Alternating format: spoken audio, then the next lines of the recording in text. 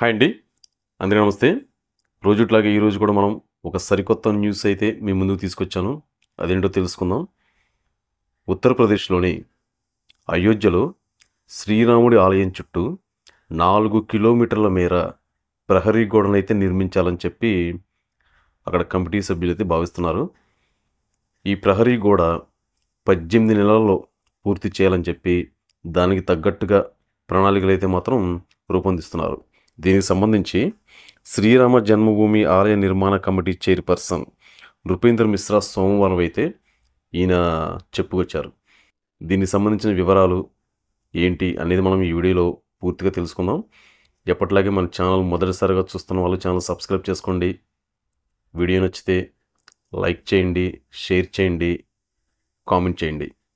మీరు లైక్ చేసి షేర్ చేయటం వల్ల ఈ వీడియో ఏంటంటే మరి కొంతమందికి రీచ్ అయ్యే అవకాశం ఉంటుంది.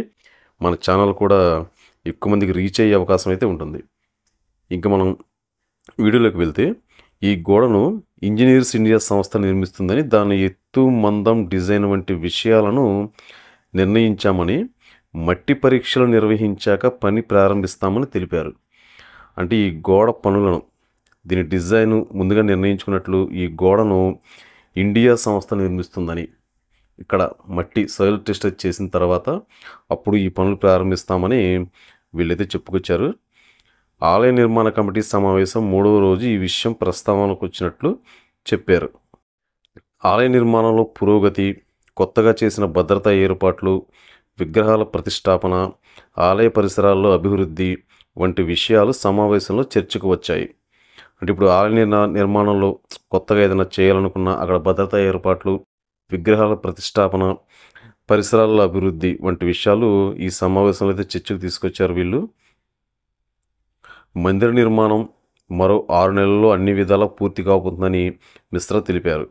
అంటే రాములవారి టెంపుల్ ఇప్పటికీ ఇంకొక మరో 6 నెలల్లో పూర్తిగా కంప్లీట్ అవుతుందని, రామాలయ సముదాయంలోనే 10 ఎకరాల్లో ధ్యాన మందిరాన్ని నిర్మిస్తున్నామని చెప్పారు. ప్రయాణికుల సౌకర్యం కోసం మరో 10 ఎకరాల విస్తీర్ణంలో 62 స్టోరేజీ కౌంటర్లను, ఇతర సదుపాయాలను ఏర్పాటు చేస్తున్నామన్నారు. అంటే రాములవారి గుడి దగ్గరే ఒక 10 ఎకరాల్లో ధ్యాన మందిరాన్ని నిర్మిస్తూనే ప్రయాణికుల వసతి కోసం 62 స్టోరేజీ కౌంటర్లు అయితే ఏర్పాటు చేస్తున్నారంట. సప్తమండల ఆలయాలకు సంబంధించిన విగ్రహాలన్నీ జైపూర్ నుంచి ఆయా ఆలయాలకు చేరుకున్నాయని వెల్లడించారు. అది ఇంకోటి ఏంటంటే రామాలయానికి బెదిరింపు మెసేజ్లు అయితే వచ్చాయంట. దీనికి సంబంధించి కూడా ఇందులో చెప్పుకొచ్చారు. అదేంటంటే అయోధ్య శ్రీరామ జన్మభూమి తీర్థక్షేత్ర ట్రస్ట్ అధికారిక మెయిల్ ఐడికి ఆదివారం రోజు రాత్రి అయితే బెదిరింపు మెయిల్స్ అయితే రావడం కలకలం రేపిందంట. కొంచెం భద్రతను మరింత పెంచారు. దీనిపై ఆలయ అధికారులు, పోలీసులు ఎలాంటి ప్రకటన అయితే చేయలేదంట. ఎందుకంటే ఇలాంటి అవి నిజమో అబద్ధమో తెలియదు. ఇప్పుడు వీళ్ళు ఫేక్ అని వదిలేసిన ప్రమాదమే. ఏంటంటే చెప్పలేం కదా ఎప్పుడు ఎలా ఉంటుంది ఏంటనేది. ఏదైనా కొంచెం అలర్ట్గా ఉండటం అనేది చాలా మంచి విషయం. అది అలర్ట్గా ఉండాలి. గర్భగుడి శిఖరం పైకి భారీ కలశం కూడా ఏర్పాటు చేస్తున్నారు. రాములవారి గర్భగుడి శిఖరం పైన ఒక భారీ కలశం కూడా ఏర్పాటు చేస్తున్నారు. రామాలయంలోని గర్భగుడి ప్రధాన శిఖరంపై భారీ కలశాన్ని సోమవారం ప్రతిష్ఠించారు. కలశ పూజ విధి నిర్వహించారు. ఆలయ సముదాయంలో నిర్మిస్తున్న 6 దేవాలయాల పైభాగంలో కూడా కలశాలను మరికొద్ది రోజుల్లో ఏర్పాటు చేయనున్నారు. అందుకోసం ఆలయ నిర్మాణ కార్మికులు రాత్రింబవళ్ళు పనిచేస్తున్నారు. అంటే రాములవారి పైన గాలిగోపురం దగ్గర కలశాన్ని అయితే వీళ్ళు మొన్న సోమవారం రోజు అయితే ప్రతిష్ఠించారు. మిగతా 6 దేవాలయాల పైభాగంలో కూడా కలశాలను త్వరలోనే ప్రతిష్ఠిస్తామని వీళ్ళైతే చెప్పుకొచ్చారు.